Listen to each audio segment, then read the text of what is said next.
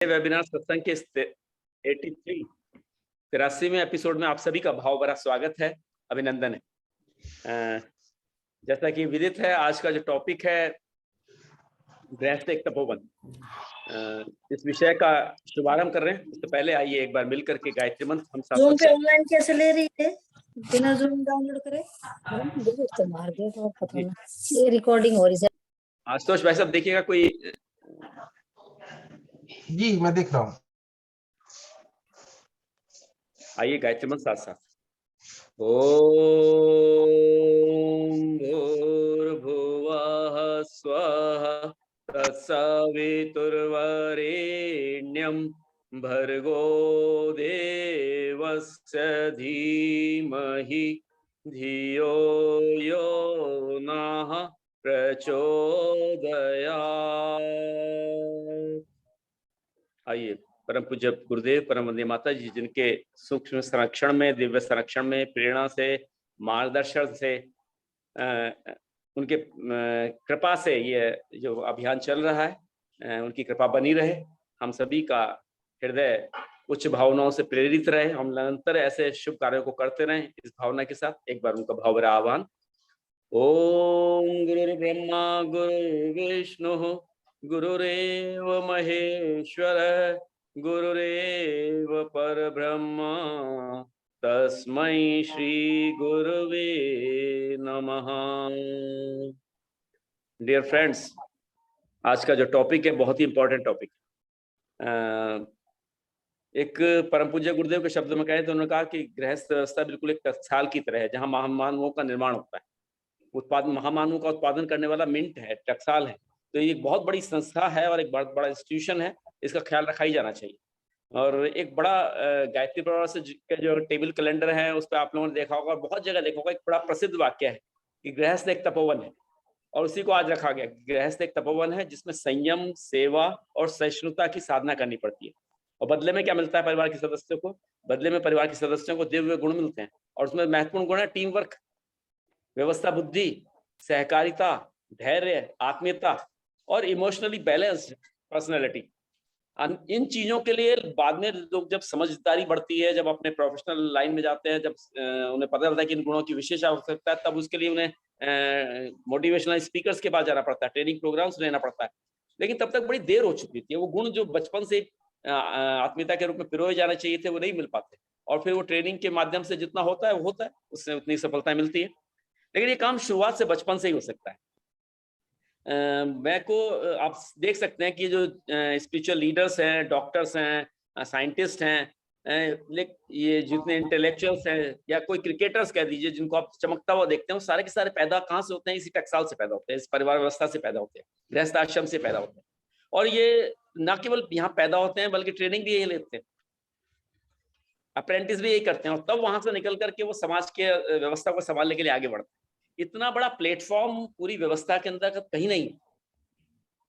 और यहाँ से ये व्यवस्था अगर बिगड़ती है तो इमोशनल बैलेंस बिगड़ता है, और फिर ऐसा व्यक्तित्व जहां जाता है वो बिल्कुल एक कॉम्प्रिहेंसिव पर्सनैलिटी के अभाव में कुछ ना कुछ असंगत विसंगत कुछ ना कुछ ऐसा करेगा कि समाज का नुकसान पहुंचाता। तो ये बहुत बड़ी व्यवस्था है जिसकी तरफ ध्यान दिया ही जाना चाहिए। इसलिए परम पूज्य गुरुदेव ने गृहस्थ एक तपोवन पे पूरा वाङ्मय लिखा है, उनका पूरा वाङ्मय है, और उस वाङ्मय को मुझे लगता है कि हर गृहस्थ को पढ़ना चाहिए।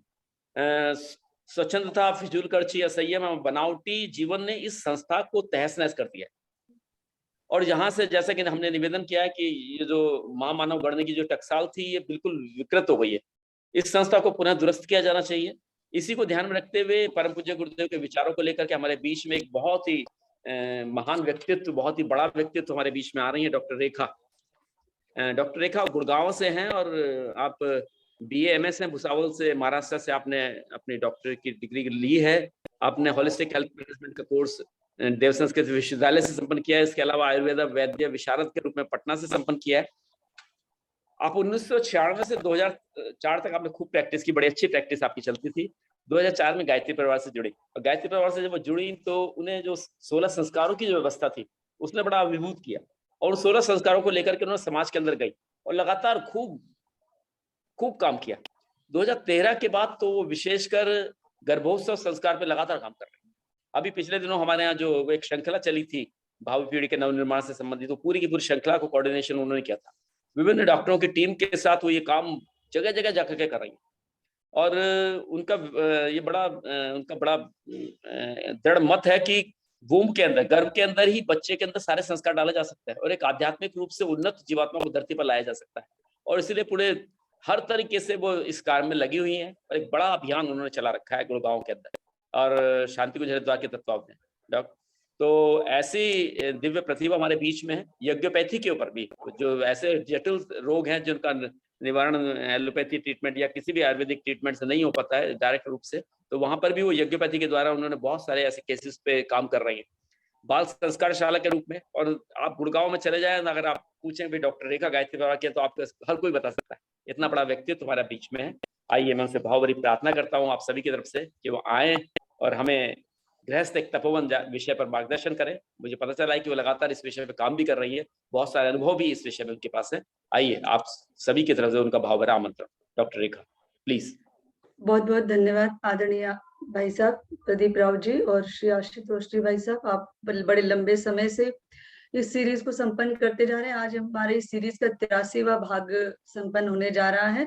इसके लिए मैं पूज्य गुरुदेव वंदनीय माता जी की ओर से आपको बहुत सारी शुभकामनाएं और अपनी तरफ से देती हूँ। खूब खूब साधुवाद। इतनी अच्छी श्रृंखला आप जल्दी शतक पूरा करके मतलब और आगे खूब खूब तरक्की हमारे ये करता रहे।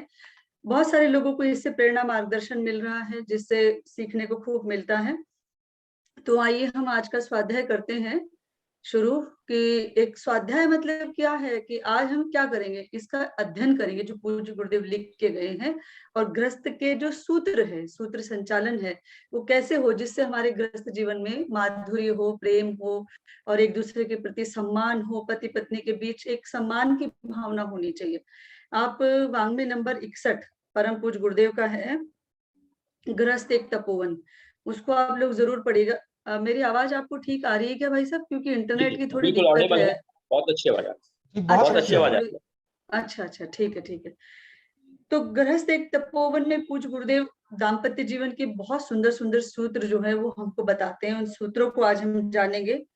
परम पूज्य गुरुदेव सबसे पहला सूत्र क्या बताते हैं कि जो पति पत्नी गृहस्थ आश्रम को लेकर के चलते हैं, उन्होंने तो इसके बारे में तब से लिखा है जब हम छोटे बच्चे होते हैं कि कैसे उनका पालन पोषण होता है परिवार की पाठशाला में। और जैसे जैसे वो बड़े होते हैं फिर विवाह योग्य बनते हैं तो उसका विवाह कैसे हो, और विवाह कैसे हो तो विवाह करने से पहले क्या क्या जानकारियां एक दूसरे के परिवार के बारे में हम लोगों को पता होनी चाहिए।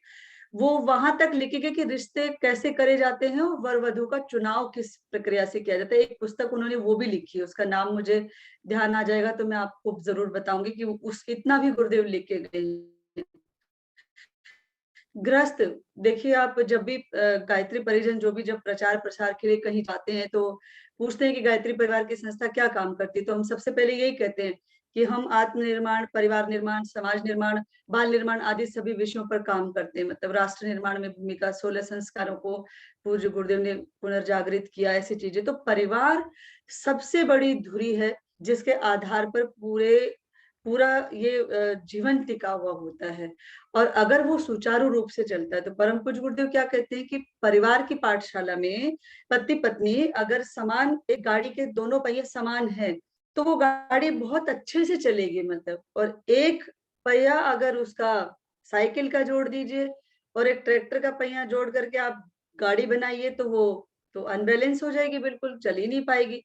तो गृहस्थ जीवन में भी यदि एक इस तरह से गाड़ी को चलाया जाए कि एक पूरी तरह से योग्य हो और एक पूरी तरह से उसके सहयोगी न हो तो भी गृहस्थ जीवन की गाड़ी नहीं चल सकती। तो जब गुरुदेव लिखते हैं इसके बारे में कि वर वधु का चुनाव कैसा होना चाहिए तो उसमें वो बहुत सारी चीजें बताते कि भाई बेमेल विवाह न हो।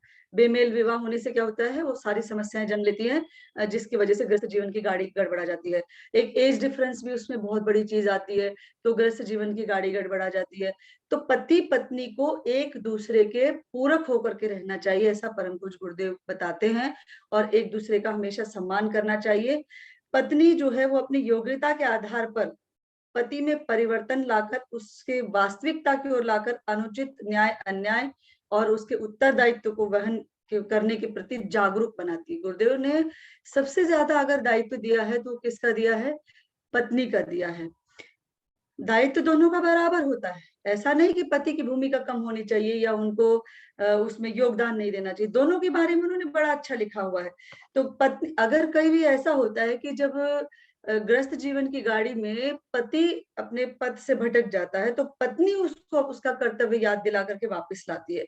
अपने व्यवहार और कार्यों के द्वारा पति की आदतों में, पति के आदतों के साथ साथ उसके व्यवहार में, उसके आचार विचार, चाल चलन और आशातीत परिवर्तन ला सकती है, ऐसा गुरुदेव लिखते हैं।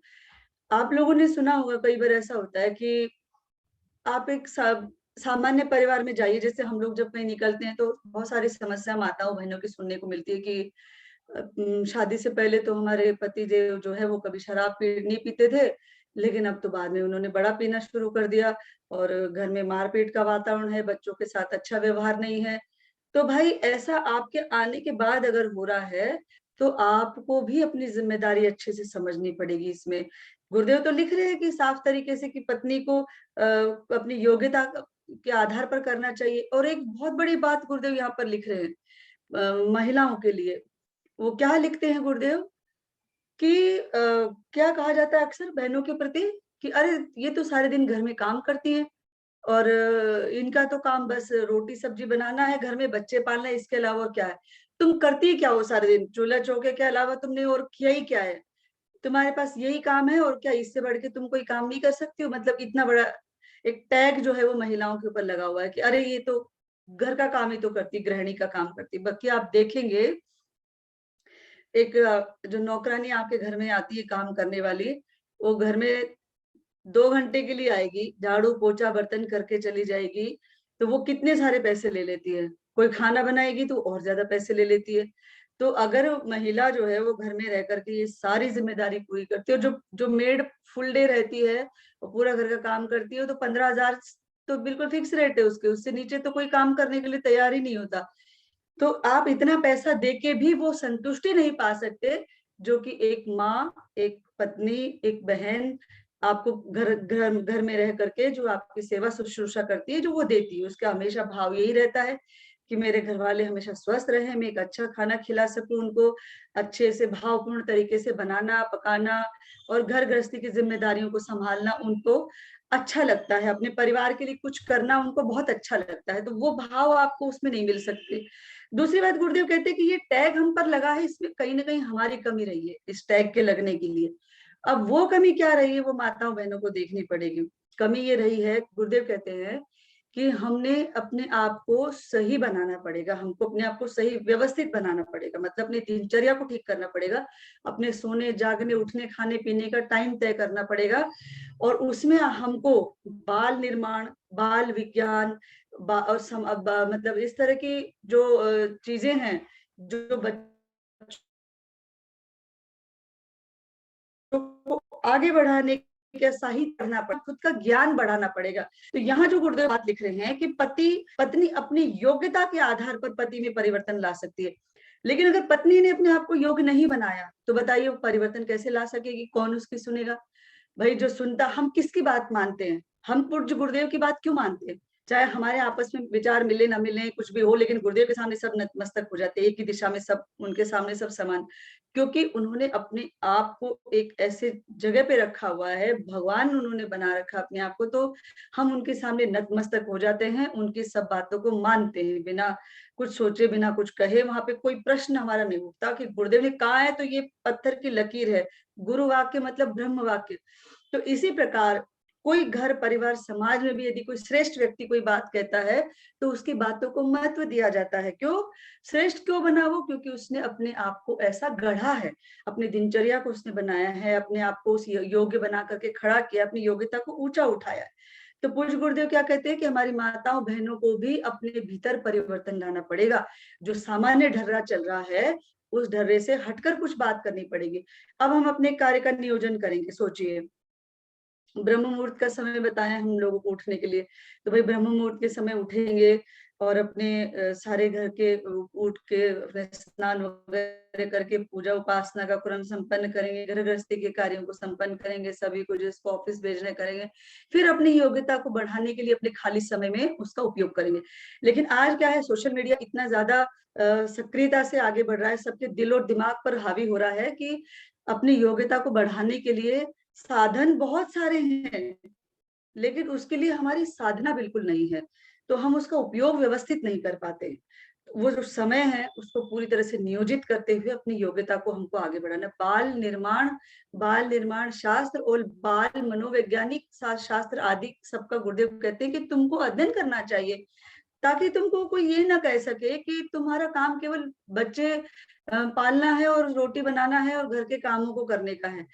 जब हम अपनी योग्यता को इस लेवल का बना लेंगे, तब जाकर के हम अपनी श्रेष्ठता को सबके सामने, तब हमारी बातों का वजन बढ़ेगा और उस बात को कोई कह नहीं सकेगा। एक योग्य व्यक्ति की बात को कभी कोई काट नहीं सकता। अगर हम कहेंगे तो फिर वो बात हमारा पति जरूर मानेगा, या परिवार के सभी सदस्य, हमारे बच्चे भी उसको मानेंगे। घर में कलह होने का क्या कारण होता है बताइए?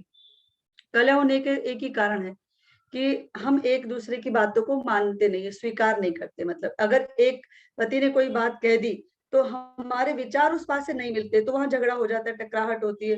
पत्नी ने कोई बात कहती तो पति उस विचार से सहमत नहीं होते, फिर वहां टकराहट होती है। तो झगड़े का मेन कारण एक दूसरे के विचारों के लिए सहमत नहीं होना, ये होता है।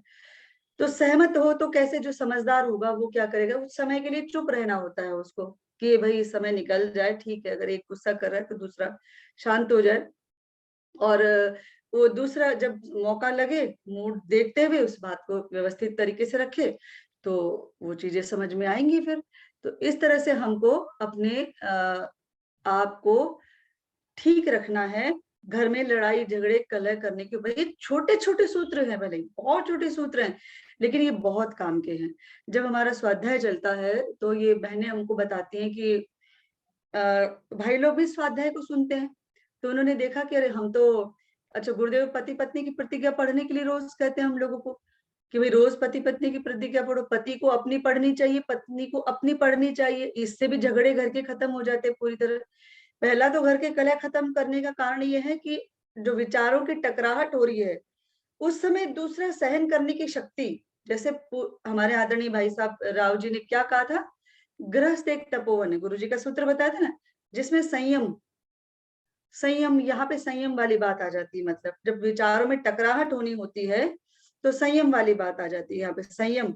दूसरा सेवा करते हैं हम लोग एक परिवार में, बच्चों की, बड़ों की, बुजुर्गों की, पति की, सबकी सेवा करनी पड़ती है, एक दूसरे को सबका सहयोग करना पड़ता है ना। गृहस्थ एक तपोवन है जिसमें संयम रखना होता है, दूसरा सेवा, और तीसरा सहिष्णुता, सहन कर लेने की आदत।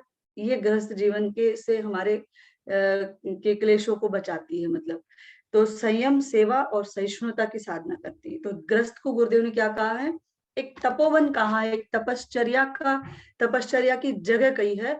और धन्यो धन्यो गृहस्थ आश्रम करके भगवान कृष्ण देव इसकी महिमा को गाया है। तो क्या कहते हैं गुरुदेव यहाँ पर, कि पत्नी अपनी योग्यता को बढ़ाकर पति के व्यवहार में या जो भी उसकी चीजें उसको ठीक नहीं लगती उसमें वो परिवर्तन ला सकती है। तो हम लोग क्या करते हैं, टकराहट कहाँ होती है, झगड़े क्यों होते हैं घरों में, सामने वाले की बात हमें पसंद नहीं आई तो हम सीधा कह देते हैं ये तुम्हारी बहुत बड़ी गलती है, तुम ऐसा कर रहे हो, हम बता रहे हैं, तो झगड़ा हो जाता है फिर। तो ये बात है। तो उसमें अपनी योग्यता को बढ़ाकर गुरुदेव कह रहे हैं कि संतुलन लाना चाहिए, और अपने अपने कार्य क्षेत्र के अनुसार पति पत्नी में एक दूसरे के प्रति द्वेष के स्थान पर सद्भावना हो, ऐसा पूज्य गुरुदेव कह रहे हैं। अपने अपने कार्य क्षेत्र में भाई सबकी जिम्मेदारियां बटी हुई है, किसको क्या करना है, तो ऐसा करना चाहिए गुरुदेव ने। आजकल क्या होता है कि दोनों ही वर्किंग होते हैं, तो अगर पति को ये सोचना चाहिए कि वो अगर थक रही है इतनी ज्यादा ऑफिस से आकर भी घर में खाना बना सकती, तो मुझे भी उसका करना चाहिए, तो वो मैं जितना थका हुआ महसूस करता हूँ उसको भी उतना लगता है। जबकि माताओं बहनों को गुरुदेव ऐसा लिखते हैं कि उनके अंदर बहुत ज्यादा क्षमता ईश्वर ने दी है सहन कर लेने की। तो उन जो हमको ऐसे कुछ गुण मिले हुए परमात्मा की तरफ से, उनका भी हमको अच्छे से पालन करना चाहिए। पत्नी को अपने पति से पूर्णतः परिचित होकर उसके अनुकूल चलने में पारंगत होना चाहिए। ये भी एक जो है गृह कलेश को बचाने का सबसे बड़ा सूत्र है। पत्नी को अपने पति से पूर्णतः परिचित होकर, जब हम एक दूसरे के साथ रहते हैं तो एक दूसरे की आदतों का हमको बहुत अच्छे से पता चल जाता है कि किस समय उनका खाना पीना होता है, किस समय सोना होता है, किस समय किन बातों से उनका मूड खराब हो सकता है, किन चीजों से उनको अच्छा लग सकता है। तो ये चीजों से भी उसको पूरी तरह से पत्नी को सोचना चाहिए, पारंगत होना चाहिए, जिससे उसके पतिदेव प्रसन्न और संतुष्ट रहे। क्योंकि अगर लक्ष्मी कहा है पत्नी को, तो पति को भी तो विष्णु कहा है। तो एक लक्ष्मी और विष्णु की जोड़ी जो गृहस्थ जीवन को सुंदर बनाती है, मतलब दोनों को ही ईश्वर का दर्जा दिया गया है। ग्रह लक्ष्मी की शोभा अगर पत्नी को बताया गया है, तो भगवान विष्णु की तरह पालन पोषण करने वाले की संज्ञा जो है वो पति को दी गई है। तो प्रत्येक जो हमारे भाई लोग हैं उनको और बहनों को इसी तरह से दोनों को एक दूसरे का ख्याल रखना आना चाहिए ना। जैसे पति पत्नी की प्रतिज्ञा में जो प्रतिज्ञा लेते हैं उसमें कहते हैं कि मैं अपने शरीर के अंगों की तरह अपनी धर्म पत्नी का ख्याल रखूंगा। तो उसी तरह से उनको उस प्रतिज्ञा का पालन करना चाहिए। और आपको ऐसे उदाहरण बताएं कि ऐसे ऐसे उदाहरण थे जो पत्नी की प्रतिज्ञा पढ़ने से बहनों ने अपने पतियों को ठीक कर लिया। कैसे? एक बहन ने अपना उदाहरण बताया, जैसे कि उनके पति को बड़ा गुस्सा आता था पहले बहुत, अगर खाने में थोड़ी सी देर हो गई तो वो थाली फेंक देते थे। और ये वो बड़े मतलब उनको हर चीज के ऊपर कलह करना और सबको परेशान करना। ऐसे मतलब उनकी बड़ी आदत थी घर में। और घर में करने का पत्नी की प्रतिज्ञा को शुरू किया, अपना गायत्री मंत्र का जाप करती रही, बलि वैश्व यज्ञ करती रही और प्रार्थना करती रही गुरुदेव से कि सबको सद्बुद्धि दे, सन्मार्ग पर चलाएं। और पत्नी की प्रतिज्ञा पढ़ना मतलब वो कोई ऐसा मंत्र नहीं है जिसको आप जपेंगे तो वो हो जाएगा।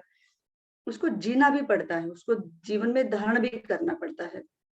तो उसने अपना पालन किया बराबर। 2-3 महीने हो गए पाठ करते करते उसको, उसका और अपना उनके साथ संयम बरतते हुए, मतलब वो उन्होंने उनको कोई पलट के जवाब नहीं दिया, कोई क्रोध नहीं किया किसी प्रकार का। तो परिणाम स्वरूप ये हुआ कि धीरे धीरे साल भर के अंदर उनके पति में आशातीत परिवर्तन आए और वो खुद उनके साथ स्वाध्याय सुनने के लिए बैठा करते थे और अपनी कमियों को उन्होंने हमारे खुद सामने ही स्वीकार किया और कहा कि हम इस तरह के व्यक्ति थे, लेकिन आज हम देखिए आप सबके सामने बैठे हैं और ये कर रहे हैं और ये जो बताती हैं हम उनका मान करते हैं और समय समय पर इनके कार्यों की प्रशंसा करते हैं। हमारे भाई लोगों में ये आदत होती है ना कि वो प्रशंसा नहीं करते, बहुत सारे भाइयों की आदत होती है जब अच्छा खाना बनेगा घर में तो भी तारीफ नहीं करेंगे, हाँ बुरा कुछ हो गया तो वो जरूर उसके लिए टोका टाकी कर देंगे कि अरे आज तो तुमने नमक कम डाल दिया, आज तो तुमने ये कर दिया, आज तो वो हो गया। तो ऐसा कहने की बजाय जब आप गलती पे कह सकते हो तो अच्छाई पे उनकी तारीफ भी करनी चाहिए। गुरुदेव ने लिखा है पति पत्नी की प्रतिज्ञा में कि समय समय पर उनके कार्यों की प्रशंसा करें। इससे प्रशंसा करने से क्या होता है ना, सामने वाले का मन खुश हो जाता है, उसको लगता है कि मैं जो उनकी सेवा कर रही हूँ कम से कम उससे मेरे पतिदेव संतुष्ट हैं। प्रशंसा से कोई फूलता नहीं है। और पत्नियों का तो स्वभाव होता है, भाई माताओं बहनों का तो स्वभाव होता है सबकी सेवा शुश्रूषा करना। अगर उनको 2 शब्द अच्छे सुनने को मिल जाए तो सोचिए उनका मन कितना खुश हो जाएगा। तो एक हमारे 2 शब्द कहने से अगर कोई इतना खुश हो रहा है तो हमको समय समय पर उनके कार्यों की जरूर प्रशंसा करनी चाहिए। अच्छा, दूसरा क्या करें, मतलब अपने पति का हृदय जीतकर उनकी अनुचरी बनने से पति पत्नी हमेशा एक दूसरे के वशीभूत रहते हैं। फिर हृदय जीतना पड़ता है भाई एक दूसरे का। इसमें हृदय कैसे जीतना पड़ता है? अब ऐसे नहीं हृदय जीतना पड़ता कि हम किसी बाबा के पास जा रहे हैं, किसी साधु महात्मा के पास जा रहे हैं, उससे कोई वशीकरण का मंत्र का वो पढ़वा के ला रहे हैं कि भाई मेरे पति मेरे काबू में आ जाए, मेरी बात नहीं सुनता, अपनी माँ की बातें सुनता है, अपनी बहनों की बातें सुनता है या क्या। ये चीजें नहीं, ऐसे नहीं होता है। इसके लिए हम एक कहानी सुनाते हैं। तो वो कहानी कुछ ऐसी है कि एक बार एक महिला थी, उसके साथ ऐसा ही कुछ हो रहा था, उसके घर में बड़ा क्लेश रहता था, पति उसका कहना मानते नहीं थे। तो उसने सोचा कि चलो भाई किसी साधु महात्मा के पास जाया जाए और कुछ ऐसा मंत्र पढ़वा के लाया जाए जिससे ये मेरा कहना माने। क्योंकि हर इंसान को लगता है कि मेरी चले, मतलब हम में से कोई भी व्यक्ति हो, सबको ये लगता है कि ये सृष्टि जो है वो मेरे अनुशासन में चलनी चाहिए, जैसे मैं चाहूँ ऐसे चलना चाहिए। गृहस्थ की गाड़ी मेरे अनुशासन चलनी चाहिए, बच्चे मेरे अनुसार काम करें, पत्नी मेरे अनुसार काम करें। अब इससे क्या होता है, इससे वातावरण पूरी तरह से खराब होता है। गृहस्थ एक तपोवन है, संयम, सेवा, सहिष्णुता की साधना करनी पड़ती है, एक दूसरे को मान सम्मान देना पड़ता है, झुकना भी पड़ता है कई बार। और अपनी गृहस्थ जीवन की गाड़ी को अच्छा चलाने के लिए बैलेंस बनाना, मतलब संतुलन बनाना बहुत जरूरी होता है। तो वो बहन ने सोचा कि चलो चलते हैं, तो एक साधु महात्मा के पास गई, अपनी परेशानी बताई, कहा कि मुझे बड़ी तकलीफ है और मेरे घर में तो बड़ा क्लेश हो जाता है और ऐसे ऐसे मेरे पति सुनते नहीं है मेरा कहना। तो उसने कहा कि जो मैं बताऊंगा वो तू करेगी? कि अरे महात्मा जी बस आप बताइए, जो आप कहोगे मैं सब करूंगी, क्योंकि मेरे जीवन में बड़ी परेशानी चल रही है। कि अच्छा ठीक है। तो उन्होंने कहा कि तुम ना एक शेर का बाल मुझे ला करके दो, उससे कोई दवाई बनाऊंगा और वो दवाई तुम अपने पति को खिला देना, वो पूरी तरह से जो तुम कहोगे, जैसे कहोगे तुम्हारा कहना मानेगा। उसने कहा ठीक है, बस इतनी सी बात। अब वो भाई चली गई और उसने दूर से जंगल में जाना, शेर को देखना धीरे धीरे शुरू किया, उसको कुछ कुछ उसके लिए खाना रखना शुरू किया, दूर दूर से मित्रता बढ़ाई। ऐसे करके उसने महीने 1.5 महीने में उस शेर को अपने पास काबू में कर लिया, मतलब। और उसके शरीर पे ऐसे हाथ फेरते फेरते उसने धीरे से उसका कोई बाल निकाल लिया और साधु महात्मा के पास ले जाके चली गई। महात्मा जी ने कहा कि तुम बाल ले आई? कि हाँ बिल्कुल ले आई। तो वो डांट लगाई कि कहा कि जब तुम इतने खूंखार जानवर को कंट्रोल में कर लिया तुमने, तो इस प्रेम से तुमने अपने पति को वशीभूत नहीं कर सकते? वशीकरण का एक ही मंत्र है, बस प्रेम। प्रेम है जो बिल्कुल 2.5 अक्षर प्रेम के, पढ़े सो पंडित होए। तो प्रेम पति पत्नी के बीच क्या होना चाहिए? गुरुदेव लिखते हैं कि प्रेम बहुत जरूरी है। तो वो वशीभूत एक दूसरे के होने चाहिए, प्रेम के कारण होता है वो, और कोई उसका दूसरा मूल मंत्र नहीं। परम पूज्य गुरुदेव ने भी कहा वशीकरण एक मंत्र है, प्रेम, मतलब उसके आधार पर वशीकरण की सिद्धि करके कोई छोटी सी पुस्तक लिखी उन्होंने, लेकिन उसके भीतर सार यही लिखा हुआ है कि प्रेम से सब कुछ हो सकता है। तो प्रेम जो है वो गृहस्थ जीवन में बहुत जरूरी है। एक दूसरे पर विश्वास, एक दूसरे पर प्रेम, एक दूसरे पर प्रेम करना। और प्रेम का मतलब क्या होता है? प्रेम का मतलब होता है त्याग करना। और त्याग का मतलब क्या होता है? कि फिर आप सामने वाले से अपेक्षा मत रखो। आप ये सोच रहे हो कि मैंने उसका ये कर दिया, तो अपेक्षा करो कि उसने भी मेरा ऐसा ही करना चाहिए। किसी के पति ने उसके जन्मदिन पर, विवाह दिवस पर अगर कोई चीज दिला दी, तो हम अपने पति से अपेक्षा करेंगे कि वो हमारे लिए भी ऐसा कुछ करे, जो कि आपको अपनी व्यवस्था सब कुछ देखनी पड़ेगा। आपका अपना है, उनका अपना है। तो किसी को देख करके भी अपने घर में हम लोग कई बार कलह क्लेश की उत्पत्ति कर लेते हैं। तो ये प्रेम और उसके प्रेम की परिभाषा में नहीं आता। प्रेम की परिभाषा में तो केवल आता है त्याग, देना देना देना, और बिना अपेक्षा करे वो भी। हमको दुख कब लगता है बताइए? दुख हमें जब लगता है कि जब हम सामने वाले से ये अपेक्षा रखते हैं कि वो हमारे लिए कुछ करेगा, फिर वो हमारी आशा के अनुरूप नहीं करता है, तो हमको फिर दुख लगने लगता है कि यार ये तो ऐसा नहीं हो रहा है, ये तो ऐसा नहीं कर रहे हैं, तो फिर हमें भी ऐसा ही कर लेना चाहिए फिर। तो पति पत्नी साथ रहते हुए भी एक दूसरे के साथ नहीं रहते, और हमारे बीच जो हमारे रिश्तों में भी पाश्चात्य सभ्यता की तरह हमारी गृहस्थियां भी टूटने लगी हैं, तलाक होने लगे हैं और तरह तरह की समस्याएं जन्म लेने लगी है। तो पति पत्नी हमेशा जो है वो एक दूसरे के लिए वशीभूत बने रहे, इतना स्नेह एक दूसरे के भीतर हो, एक दूसरे के विश्वास और स्नेह की जो गृहस्थ जीवन अपना चलाते हैं, और उससे उनका गृहस्थ जीवन सबसे अच्छा चलता है। जिस बात से भाई कटुता पैदा होने की संभावना हो, जिससे टकराहट हो, कड़वाहट हो, ऐसी चीजों को प्रस्तुति ना होने दें। ये गृहस्थ जीवन बहुत संवेदनशील है और सबसे सुंदर है, सबसे शानदार है और सबसे संवेदनशील भी है। इसमें प्रेम और विश्वास की जो डोरी गुरुदेव बताते हैं, उसको मजबूत बना के रखना चाहिए। अपने पति के संबंध में कभी भी निंदा और छिद्रान्वेषण का अवसर नहीं आने दें। मतलब क्या होता है कि 2-4 बहनें बैठ गई तो वो एक दूसरे की बुराई शुरू कर देती हैं। कई बार ऐसा होता है कि पति की बुराई शुरू कर देती हैं, अगर उनके अनुरूप कोई नहीं कर रहे हैं वो, तो वो उनकी बुराई शुरू करना शुरू कर देती हैं। फिर वो बातें इधर-उधर से आती हैं, पता चलती हैं, तो फिर क्या होता है, घर में फिर गृह क्लेश जन्म लेता है। तो गुरुदेव क्या कहते हैं कि कभी भी पत्नी को अपने पति की निंदा नहीं करनी चाहिए और उसकी कमियों को देखते हुए उसके ऊपर टोका-टाकी नहीं करनी चाहिए। पति भी ऐसे ही करते हैं कई बार कि आप देखते हो ना कितने सारे जोक्स बने हुए होते हैं, तो वो एक दूसरे को फॉरवर्ड करते हैं, पति पत्नी के ऊपर खूब जोक्स बनते हैं। तो इससे क्या होता है फिर टकराहट ही होती है आपस में, एक दूसरे पर विश्वास नहीं होता। गुरुदेव कहते हैं भूले से भी, मजाक में भी कभी एक दूसरे का असम्मान नहीं करना चाहिए। मतलब आजकल एक फैशन बन गया है आपस में, गृहस्थ जीवन में क्या कुछ भी कहते रहेंगे। बच्चे भी माँ बाप की खिंचाई करते रहते हैं, टांग खिंचाई करने का एक बड़ा फैशन सा चल पड़ा है। इसको लगता है कि हम बड़े मॉडर्न हैं, हम आपस में एक दूसरे को इतना समझते हैं, वो उसको कोई समझना नहीं कहते। गुरुदेव कहते हैं कि असम्मान जो है वो गलती से भी ना हो, मतलब मजाक में भी कभी एक दूसरे का असम्मान ना करें। पति जब ऑफिस से आता है तो पत्नी को, गुरुदेव लिखते हैं, बड़ी मधुर मुस्कान के साथ उसका स्वागत करना चाहिए। भले ही वो पूरे दिन कैसे भी बाहर रहा हो, उसकी सारी थकावट क्षण भर में दूर हो जाती है। और फिर पति हमेशा पत्नी की ओर से अपनी मतलब एक प्रेम पाने की उसको रहती है, लालसा रहती है। क्यों रहती है? क्योंकि शादी से पहले उसने अपनी माता का, अपनी बहन का वो प्रेम पाया हुआ होता है। तो जब वो शादी हो जाती है तो वो क्या करता है, उसी प्रेम की अपेक्षा जो है वो अपनी पत्नी से करता है कि वो माँ की तरह उसका वो भी ख्याल रखे। एक उसका मतलब उसको वो स्नेह की अपेक्षा जो है वो पति अपनी पत्नी से करता है।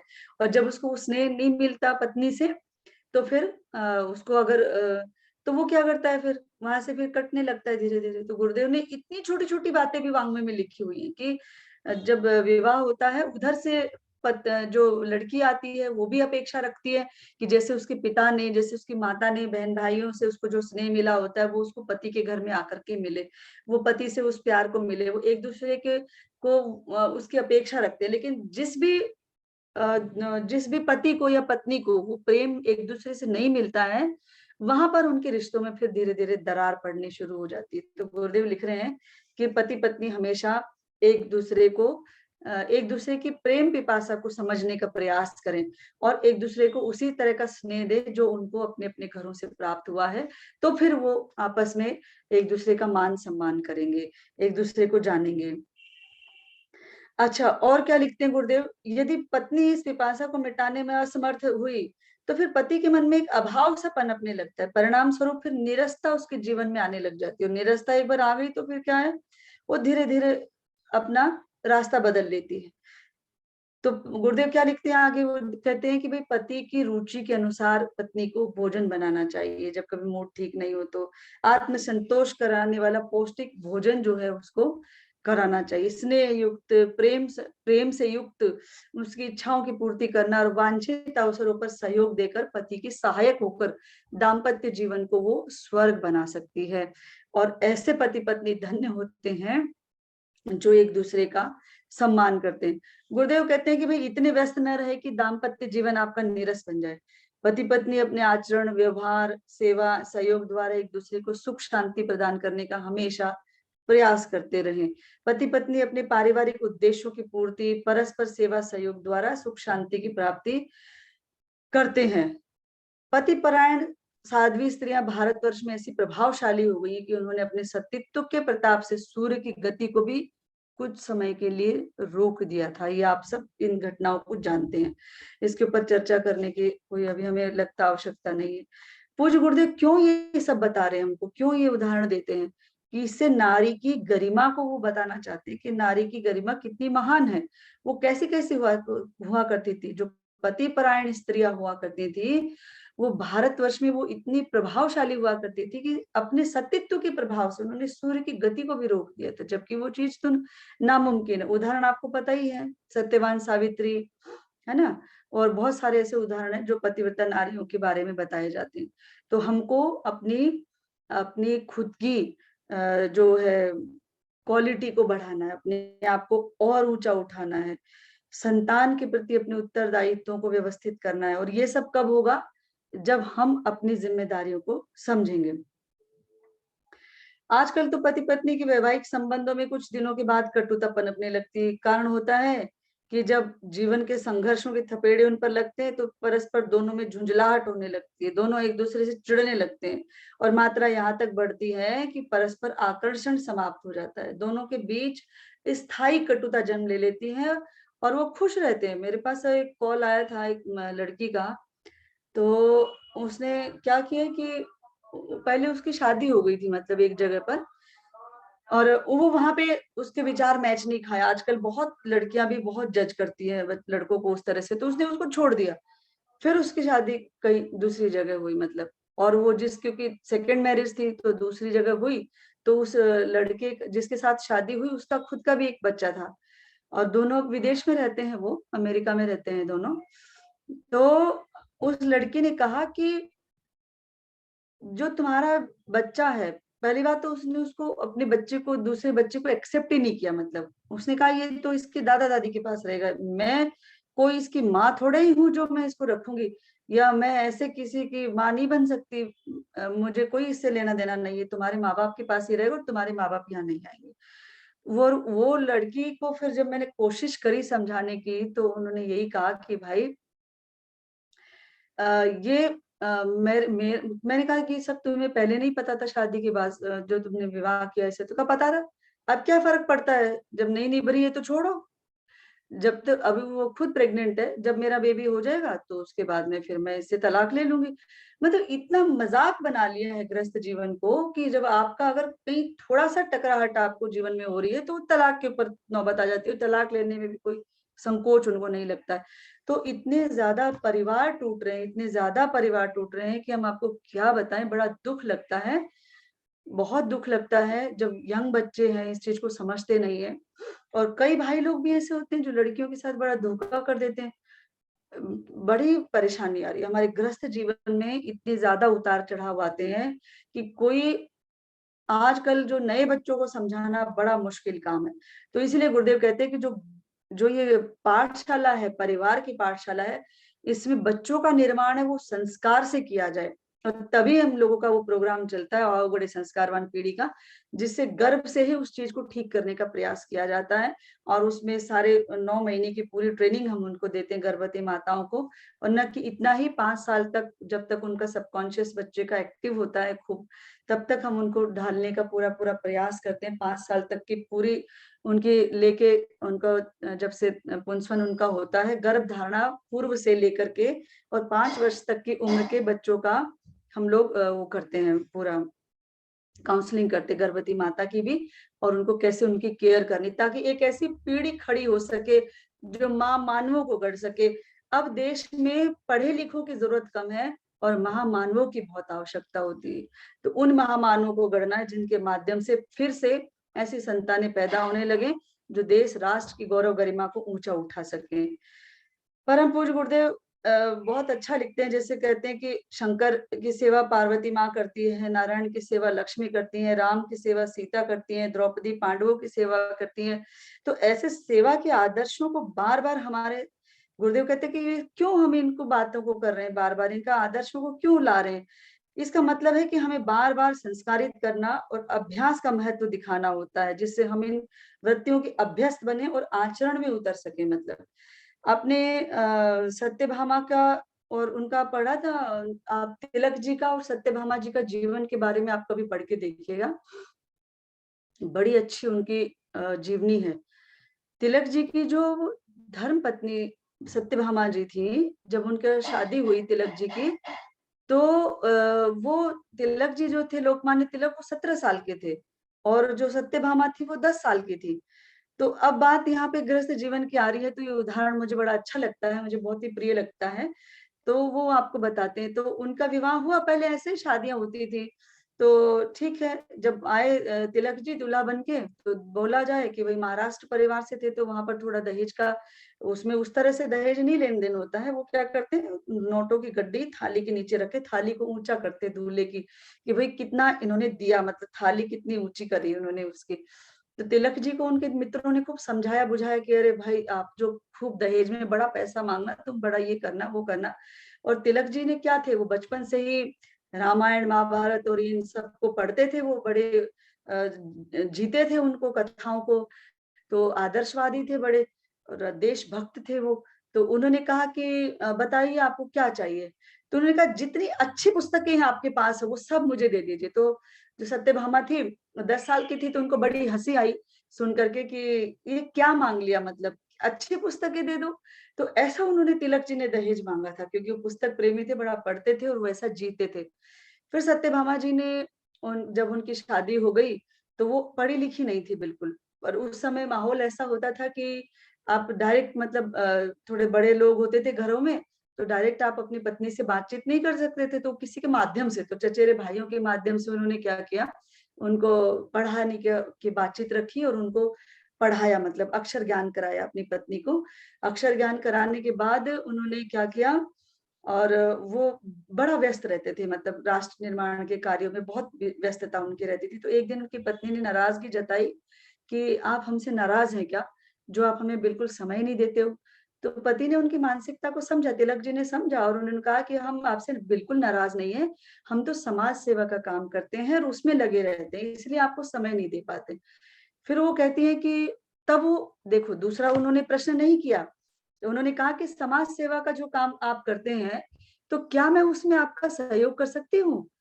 तो उन्होंने कहा कि हाँ, बिल्कुल आप कर सकती हैं, जबकि वो कुछ भी नहीं जानती थी। लेकिन उन्होंने कोई दूसरा वाक्य नहीं कहा और उन्होंने तिलक जी के साथ सहयोग करना शुरू किया।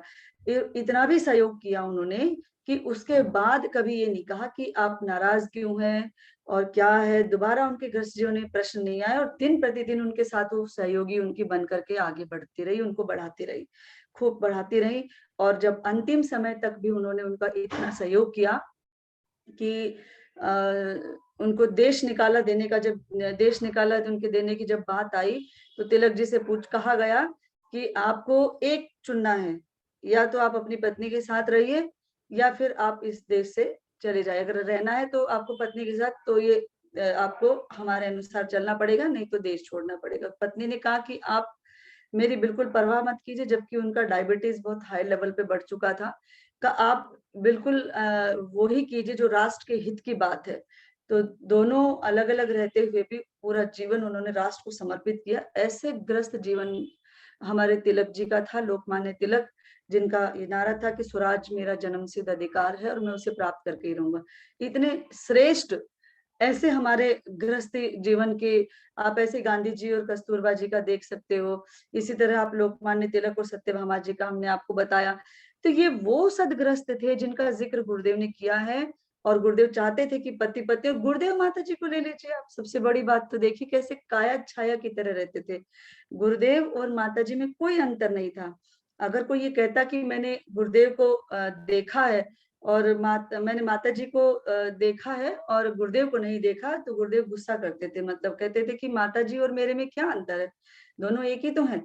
तो इस तरह से वास्तव में दोनों एक ही थे। हम तो जानते हैं कि गुरुजी ने 24-24 लाख के 24 महापुरुषण किए, लेकिन क्या हम ये भी जानते हैं कि वंदनीय माता जी ने भी किया है ऐसा ही? गुरुदेव के साधना पर बैठने से पूर्व वंदनीय माता जी इतनी सेवा करा करती थी कि पूजा स्थली को बिल्कुल, अगर गुरुजी सोचो आप 1 बजे पूजा पर बैठते थे, तो माता जी कितने बजे उठती थी, आप कल्पना कर लीजिए। उनकी पूजा स्थली वगैरह सब कुछ साफ-सुथरा करके उनकी उपासना के लिए तो उनको तैयार कर देती थी। और अखंड दीपक को सँभालना, अखंड दीपक चलाना कितना कठिन काम है ना, एक छोटे बच्चे की तरह अखंड दीपक का ख्याल रखना पड़ता है। तो माता जी ने भी इतने ही पोषण किए, और गुरुदेव माता जी का जीवन इतना सुंदर रहा, उसने हमको सिखाया। गुरुदेव का एक फोटो मुझे बहुत अच्छा लगता है, जिसमें वो खाट पर बैठे हुए हैं और उन्होंने बिल्कुल हवाई चप्पल साधारण सी डाल रखी है। तो कितना उन्होंने सादा जीवन, उच्च विचार करके उन्होंने नारा दिया और वैसा जिया भी। तो ऐसा हमको भी अपना जीवन बनाना है। अगर हम गुरुदेव माता जी से जुड़े हैं, तो एक काम हम अनिवार्य रूप से करें, उनकी कही हुई बातें ही हैं कि पति पत्नी की प्रतिज्ञा को संकल्प पूर्वक नियमित रूप से पढ़ें और उसके ऊपर चलें। हम पति पत्नी के बीच में कभी भी दरार, टकराहट कुछ नहीं होगी, कभी झगड़ा नहीं होगा। ये मैं बिल्कुल 100% कह सकती हूँ इस बात को, क्योंकि हमने इसके ऊपर बहुत सारे प्रयोग किए हैं, देखें। गुरुदेव क्या लिखते हैं, दाम्पत्य जीवन को ढोए नहीं संजोए, मतलब कई कहते हैं ना कि अरे मेरी तो पत्नी मेरी बात ही नहीं सुनती है, मेरे तो पति मेरी बात ही नहीं सुनते हैं, और हमारे तो बीच में कोई नहीं, बच्चों में तालमेल नहीं है, बच्चे माँ-बाप की बातें नहीं सुनते हैं। और ये बात मध्यम वर्गीय परिवारों में या निम्न परिवारों में या सब परिवारों की यही हालात है, वो चाहे वो बड़े संभ्रांत परिवार हो, चाहे वो कोई भी हो। परम पूज्य गुरुदेव यही कहते हैं कि जो गृहस्थ जीवन की गाड़ी है, उसको प्रेम पूर्वक चलाइए, और प्रेम पूर्वक चलाइए ही नहीं, उसको अच्छे से जीवन जिए, उसका मतलब उसको हमको अच्छे से जीना है। और जीने के साथ साथ उसके सूत्रों का हमको अपने जीवन में अनुसरण भी करना है। भाई लोगों के ऊपर गुरुदेव बहुत बड़ी जिम्मेदारी बताते हैं कि कैसे भाई लोगों को ध्यान रखना है और कैसे बहनों का ख्याल रखना है। जैसे आपने पति पत्नी की प्रतिज्ञा में पढ़ा, विवाह संस्कार जब आप कराते हैं तो जब हम आदर्श विवाहों की बात करते हैं तो आदर्श विवाह क्या होते हैं, जिसमें गुरुदेव की इच्छा के अनुरूप, अभी मैं हाल ही में आपको चर्चा करूंगी, हमारे प्रदीप राव जी भाई साहब के बेटे की शादी थी, तो उन्होंने इतना सुंदर ई कार्ड बनाया और मुझे बहुत अच्छा लगा। हालांकि वो समय ऐसा था कि हम लोग पहुंच नहीं पाए, लेकिन ये ऐसे आदर्श विवाह होने चाहिए, मतलब जिसमें एक समाज को शिक्षा मिल सके। और बहुत जो अमीर लोग हैं, जो संभ्रांत परिवार है, उनको दिखावे में न पड़ करके, किसी होड़ में न पड़ के उनको साधारण विवाह करने चाहिए। मैंने खुद ऐसे शादी करवाई है कि फेरे करवाए हैं जो कि 1 रुपए के ऊपर पूरा विवाह हुआ है। हमारे गायत्री परिजन है गुरुग्राम में बहुत सारे ऐसे जिन्होंने आदर्श विवाह किया 1 रुपए के ऊपर अपने बच्चों का। और हरियाणा की एक रिवाज है कि वो लगन पूजन होता है उसमें, तो लगन पूजन पे भी 1 रुपए। हमारे श्री कृष्ण कुमार यादव जी भाई साहब है, उनके बच्चे, उनके भाइयों के बच्चों के सबके 1 रुपए के ऊपर उनकी शादी हुई है, जबकि उनके बच्चे बहुत अच्छी पोस्ट पर भी हैं, गवर्नमेंट जॉब में हैं। उसके बावजूद भी उन्होंने कहा कि गुरुदेव तब तक हम अपने बच्चे की शादी नहीं करेंगे जब तक हमको कोई ऐसा परिवार न मिले कि जो दहेज न देने वाला हो। मतलब सोचिए, उनको ये ढूंढना पड़ा कि दहेज न देने वाला हो। और ऐसा हुआ भी उनके साथ कि लोग उनसे कहते थे कि आपको ऐसा कोई मिलेगा नहीं जो दहेज नहीं देगा, मैं आपको चैलेंज करके कहता हूँ। तो हालांकि उनको एक बिटिया मिली और वो बहुत प्यारी है, और उनके 2 पुंसवन में भी मैंने करवाए, और वो सबकी इज्जत करने वाली लड़की है। उसके पिता ने उनकी बात को माना। हालांकि बहुत कठिन होता है कि माता पिता को लगता है, कन्या के माता पिता को, कि उनको कुछ देना चाहिए, उनको भी लगता है, लेकिन नहीं, ये आदर्श विवाह ऐसे होते हैं कि जो एक समाज को बहुत बड़ी प्रेरणा दे जाते हैं। तो अभी पिछले 30 दिसंबर या 30 जनवरी को हम लोगों ने वो करवाया था विवाह संस्कार उनका। तो आसपास के 4-5 गांव में ये खबर फैल गई थी कि भाई 1 रुपए के ऊपर शादी हुई है बिना दहेज की, और इतने अच्छे से फेरे हुए हैं। बहुत लोगों ने संकल्प लिया कि हम भी अपने बच्चों की शादी इसी प्रकार से कराएंगे। तो ये विवाह के संबंध में इतनी सारी बातें गुरुदेव ने लिख रखी है। दाम्पत्य जीवन का निर्वाह कैसे हो, मतलब उन सब के बारे में गुरुदेव ने लिखा है। गुरुदेव क्या लिखते हैं कि विवाह के संबंध में भी ये बात लागू होती है। कौन सी बात लागू होती है कि उन्होंने कहा, गुरुदेव लिखते हैं कि विवाह के 2 स्वरूप होते हैं। पहला होता है शारीरिक और दूसरा होता है मानसिक। तो शारीरिक दृष्टि से तो किशोर अवस्था जब बढ़ती है, परिपक्व होने की आयु होती है, तो उसको बड़ा संभाल के रखना चाहिए ना, जिसको जैसे स्वामी विवेकानंद जी का जीवन रहा है, ऐसे ब्रह्मचर्य पूर्वक हम उस अवस्था को जीना चाहिए। फिर उसके बाद जो मानसिक स्थिति से भी वो तैयार रहे, इसका भी गुरुदेव लिख रहे हैं कि उनको ख्याल रखना चाहिए। तो शारीरिक और मानसिक, ये 2 स्वरूप जो है, इसका भी विवाह मतलब विवेक पूर्वक इसको ख्याल रखना चाहिए। और जो सबसे बड़ी बात है कि शारीरिक मानसिक विवाह ठीक है, आपने बेमेल विवाह भी नहीं किया, ठीक है, आदर्श विवाह तक भी आप पहुंचे, लेकिन जो संस्कार होता है, विवाह संस्कार, और जिस संस्कार के समय ये बातें बताई जाती हैं, उस संस्कार के लिए पर्याप्त समय देना चाहिए परिवारों को। क्या होता है ना कि अक्सर हम बाकी चीजों के लिए बहुत समय देते हैं। जैसे मान लीजिए हम अपने बच्चे का विवाह कर रहे हैं, तो उसमें खर्चा सारा करेंगे भाई, कपड़ों में, लत्तों में, ये है वो है, बैंड बाजे में, इधर उधर में। लेकिन जब बात संस्कार की आती है तो वो अगला दिन निकल आता है, तो वो मुहूर्त नहीं होता। आजकल तो मुझे एक चीज बहुत अजीब लगती कि आप कई बार जैसे हम विवाह संस्कार कराते तो वो बोलते हैं कि पंडित जी ने मुहूर्त निकाला है रात को 12:15 बजे का। कि ये कौन सा मुहूर्त निकला है भाई 12:15 बजे का, जबकि गुरुदेव ने तो कहा है कि भाई गोधूली वेला तो लास्ट टाइम होता है, उसके आगे तो होने ही नहीं चाहिए। फिर तो अगले दिन शादियां होती है और उस समय कोई नहीं बैठा होता, जब सब अपना सारा अपने मन की चाही कर लेते हैं, उसके बाद वो संस्कारों को टाइम देते हैं। फिर बचता क्या है, फिर पंडित जी कहते हैं 5 मिनट में फेरे करा दो, बस हो गया हमारा विवाह। क्या विवाह इसलिए किए जाते हैं कि नाच गाना मौज मस्ती धूम धड़ाका किया जाए, उसका कोई औचित्य नहीं होता, संस्कारों का कोई महत्व नहीं होता। गुरुदेव लिखते हैं कि संस्कारों का इतना बड़ा महत्व होता है और वो जीवन के महत्वपूर्ण मोड़ पर संस्कार संपन्न किए जाते हैं और वो हमारे मनस्थिति पर, हमारे एंडोक्राइन सिस्टम पर प्रभाव डालते हैं, हमारे अंतर्मन को सुसंरक्षित करते हैं। संस्कार बहुत बड़ी चीज होती है। तो संस्कारों को हम जब भी किसी से मिले या किसी के बच्चे का विवाह होने वाला हो या मतलब उनको लगता है कि विवाह योग्य हो रहे हो, आस पड़ोस के कहीं पे भी किसी से भी आप मिले तो ये जरूर इस बात का ख्याल रखेंगे कि संस्कारों को वो पूरा पूरा टाइम दे। संस्कार व्यवस्थित होने चाहिए जिसके माध्यम से, क्योंकि उसमें ऐसे सूत्र बताए जाते हैं गृहस्थी को निभाने के जिससे उनका एक आदर्श दाम्पत्य जीवन बने। गुरुदेव ने कहा ना, शारीरिक एक चीज हो गई है, ठीक है, लेकिन मानसिक भावनात्मक रूप से एक दूसरे के साथ जुड़ना बहुत बड़ी चीज है। गुरुदेव ने जो विश्वास की जिसकी हमने बात करी, उस विश्वास को गुरुदेव ने बड़ा आधार बनाया है। कहते हैं गुरुदेव कि एक दूसरे के ऊपर परिपूर्ण विश्वास किया जाए, किसी प्रकार का छल करने की किसी से कोई आवश्यकता नहीं। कहीं कुछ ऐसा होता भी हो तो उसे भुला देना चाहिए। आपको पता है एक चीज याद है, जब विवाह संस्कार होता है तो उसमें सबसे पहले जब फेरे लेते हैं तो 5 आहुतियां डलती हैं, प्रायश्चित होम जिसको बोलते हैं। तो लड़के और लड़की का विवाह से पूर्व कैसा भी जीवन रहा हो, आहुति होती इसलिए कि उस सबको भुला करके उसमें भस्मीभूत कर दिया जाए और नए जीवन की सृष्टि व्यवस्थित रूप से चलाई जा सके। तो गुरुदेव क्या कहते हैं कि सबसे बड़ा जो है वो ग्रस्त जीवन को चलाने का आधार ही विश्वास है। मान लीजिए कच्चे कान है एक दूसरे के और पत्नी को कह दिया किसी ने जाके कि भाई तेरा पति तो ऐसा है, वो तो चरित्रहीन है बड़ा, वो तो इतनी लड़कियों को देखता है, ये करता है वो करता है। अब अगर उसने बिना कान की कच्ची है उतनी बातें मान ली तो उनका जीवन तो खराब हो गया पूरी तरह। ऐसी लड़की का मन भर दिया किसी ने और अपनी उसकी पत्नी के बारे में। तो शक एक ऐसी चीज होती है जो अच्छे अच्छे गृहस्थी को खराब कर देती है और तबाह कर देती है। खराब तो नहीं, बिल्कुल बर्बाद कर देती है। तो ये विश्वास, गुरुदेव कहते हैं विश्वास बहुत जरूरी है, सम्मान बहुत जरूरी है। उसमें आपने देखा ना, पानी ग्रहण संस्कार होता है तो उसमें हाथ मिलाते हैं, कहते हैं कि एक दूसरे के मित्र बन के रहना चाहिए पति पत्नी को।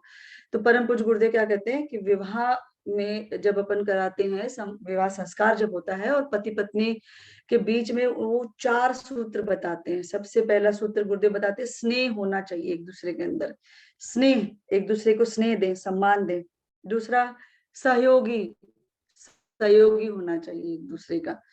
तीसरा है सम्मान और फिर चौथा है विश्वास। ये चीजें हैं और एक दूसरे के प्रति आत्मीयता बनाए रखें। ये चीजें हैं जो हमारे दाम्पत्य जीवन को आदर्श में बनाती हैं, विवाहित जीवन को हमारे आदर्श में बना देती हैं। तो विवाह का तात्पर्य क्या होता है?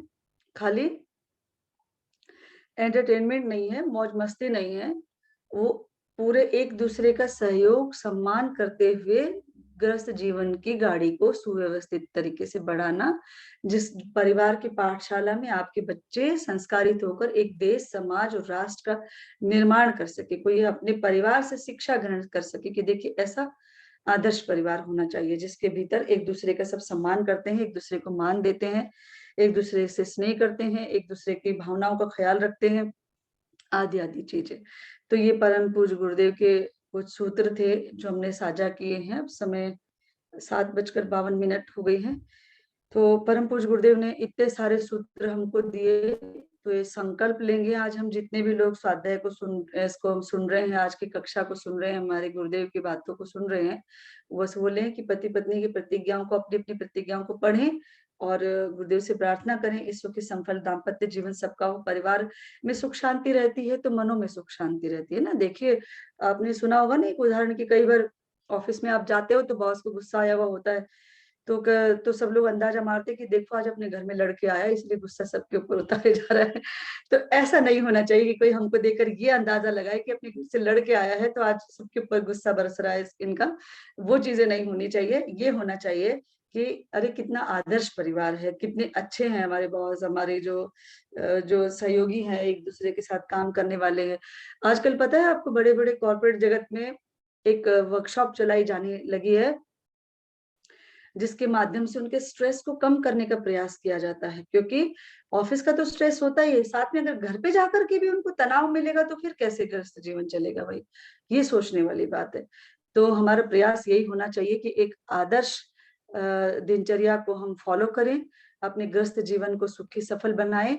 अगर पति की अपेक्षा हो कि उसकी पत्नी सीता जैसी हो तो उसको राम बनना पड़ेगा, और पत्नी की अपेक्षा हो कि उसका पति राम जैसा हो, चरित्रवान हो, मर्यादा पुरुषोत्तम हो, तो उसको भी सीता का रोल निभाना पड़ेगा।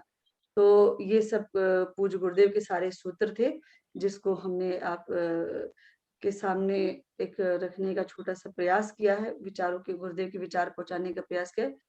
कोई भूल चूक हो उसके लिए क्षमा प्रार्थी है, जो बात अच्छी लगी हो जीवन में उतारने का प्रयास करेंगे। सभी का बहुत बहुत धन्यवाद, आभार, प्रणाम सभी बहुत बहुत। आशुतोष भाई साहब देखिए, कुछ अगर जिज्ञासा लोगों के लिए अनम्यूट कर सकते हैं, कुछ इन्होंने जिज्ञासा तो वैसे तो दीदी ने बहुत गुरुदेव अच्छी की तरह से सीधी बोला है। बात ही रख दी हम लोग के सामने बहुत अच्छे तरीके से। जी। तो फिर भी अगर किन्हीं को कोई जिज्ञासा हो, कोई मैं एक